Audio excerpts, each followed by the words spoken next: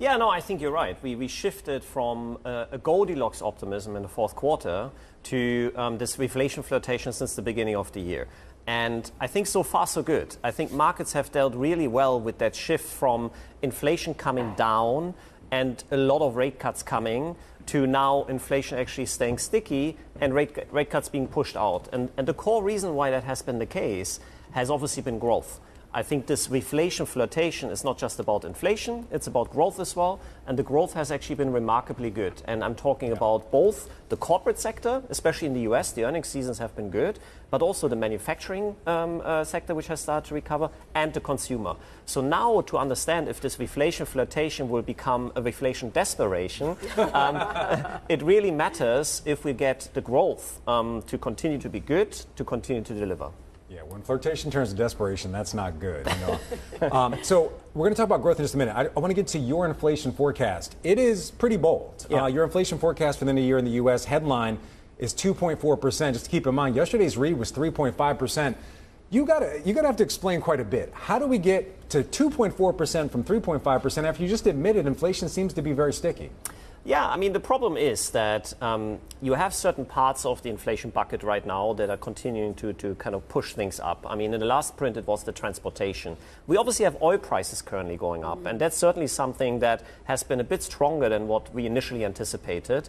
We also think, however, that this will be limited, that impact, because eventually we will have OPEC react. There's spare capacity, and that should mean that you put a bit of a lid, at least on the energy part and the kind of gasoline part of the inflation. And I think one of the core reasons why we have inflation coming down is wage inflation continuing to normalize, a stabilization in the labor market. And that's particularly true in Europe. We expect that even more to happen in Europe. And in Europe, the progress has been good. I think there the wage inflation has been a bit weaker. So, Christian, we actually have a chart that actually shows your forecast. I think we're going to put it up right now. How do we get there?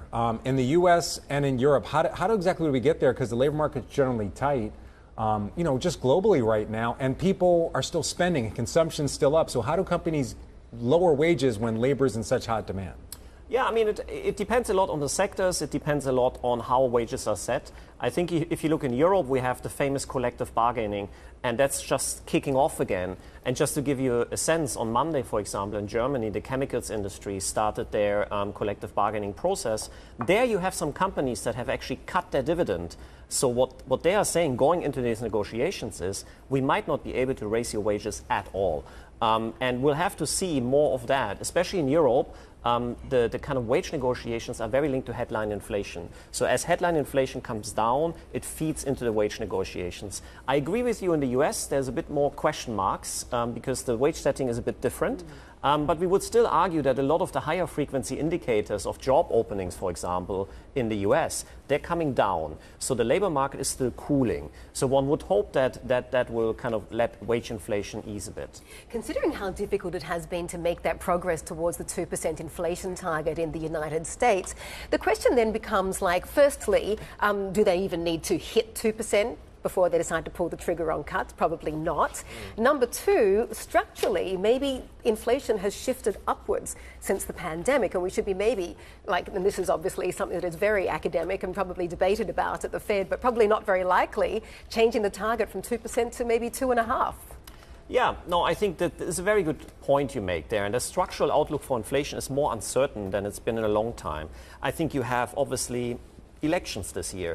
There might be more fiscal easing. There might be trade tariffs, which could be inflationary. There's this trend of deglobalization. There's this trend of decarbonization, which potentially will increase the cost of energy to kind of decarbonize.